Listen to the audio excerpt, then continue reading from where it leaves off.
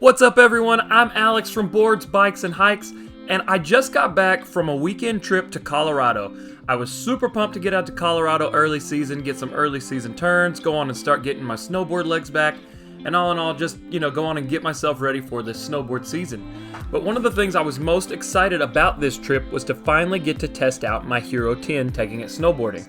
I actually ordered the GoPro Hero 10 as soon as it was announced. I paid extra for 1 day shipping, and I wanted to take it with us to Montana when we went, and even though I paid for 1 day shipping, it took over a week to arrive. So I was really excited to finally get to take it out and do something because it's literally just been sitting on my desk. And I was hoping that that shipping delay was going to be the only headache with this camera. I was wrong. Now before I go too much into detail, I do want to stress that the footage that I was able to get from the Hero 10 was phenomenal, and that's what's going to be rolling throughout this entire video. I'm just going to, let it roll in its 4K. I'll post my settings in the video as well, but I do want you to be able to see that it does shoot really good quality images. The details are nice and crisp, the footage is super stable, and so on that aspect I was really pleased. But the problem is it only shoots those beautiful, amazing images you've come to love from GoPro when it works. I had so much frustration with the Hero 10 on this trip, and honestly, out of all the GoPros I've ever had, this was the biggest disappointment to me out of all the ones I've used thus far. And I've tried them everywhere, from the original Hero all the way now up to the 10, the Max. The only one I never really tried was the Fusion. And the biggest issue for me with this snowboarding was I had heard that the battery was going to die around 40 to 50%, that it was going to go on and shut off.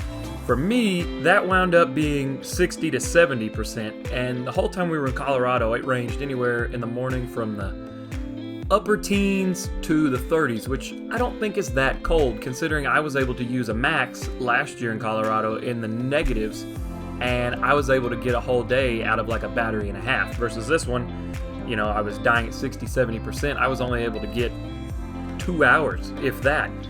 And I was really disappointed by that. And I know that they have a new Enduro battery coming out for colder weather, but I don't know, it kind of rubs me the wrong way that you have a camera supposed to be super high performance and you now have to spend extra money to buy a slightly more expensive battery to work in an area where previously GoPros already, always worked. I know colder temperatures always drain your battery quicker, but I've never had one go out this quick. And like even all the way back when I had my Hero 5 and I was in Whistler one time, I had a Rilo 360 action camera, and the cold made it basically inoperable. I could get like a run out of it and it was dead. And that Hero 5, I was able to get an entire day's footage on one battery with that Hero 5 in Whistler snowboarding on powder days. So for the Hero 10 to be constantly dying in, 20, 30 degree weather, I thought was a little bit ridiculous. It's not that cold.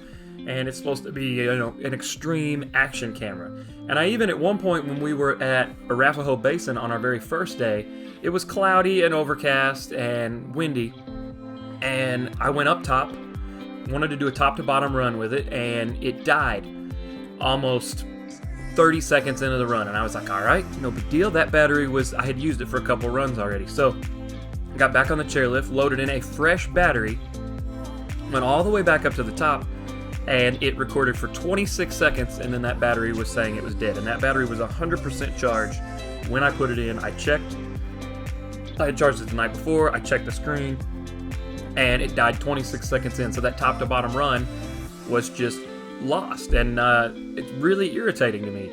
I will test the Enduro battery when it comes out because I want to be able to give you guys feedback on, is it worth to get the Hero 10 once that Enduro battery's out if you're going to use it strictly for snowboarding? Because as it stands right now, I would say not. I would look for a different action camera if you were going to use it strictly for snowboarding, because in my mind, I picture, I'm lucky enough to have two action cameras that I'm using currently, the Hero 10 as well as the Insta360 One X2. But not everybody's like that, and I picture, what if you're a kid out there, you're super pumped, you got the new GoPro, you're going on your snowboarding trip, and then your camera's not going to work, or you only get a couple hours of footage and then it's lost. I would be super disappointed. And so for me, if I was only going to run one action camera right now, the Hero 10 would not be the camera that I would go to. Honestly, I would almost consider returning it just simply because of the frustrations that I had with it if I wasn't outside of that 30-day window. But since I am, I can't return it. I'm going to continue to try to use it, and I will update you all as, you know, the new battery comes out, updates for it and whatnot. But as of right now, highly disappointed snowboarding with the Hero 10. To me, the biggest disappointment in a GoPro that I've had. And I don't know, I get that they say that, you know, it dies quicker because it's running at such a high performance of a camera, but I wasn't even in the highest setting that's available. I was running it in 4K, so it's not even at its maximum capabilities, and I still was having all this trouble out of it. So I was really disappointed on that. Another thing, just kind of a side note, you know, I bought the Max Lens mod when I got the Hero 10 because it was marketed that the update for it was going to be coming out when they're selling the Max Lens mod right now on like Amazon or Best Buy, what it says for the Hero 9 and 10.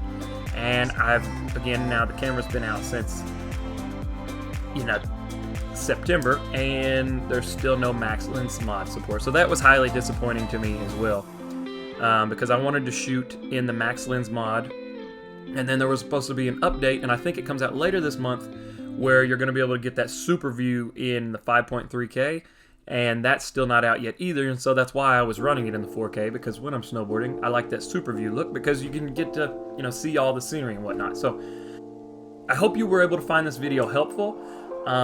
If you have any questions about using the Hero 10 snowboarding, leave those in the comments down below and I'll get back to you. But I mainly wanted to make this just to show that, you know, it's not all sunshine and rainbows with the Hero 10 right now, and maybe this video can help somebody out who's currently shopping for, you know, their action camera that they're going to want to use this season.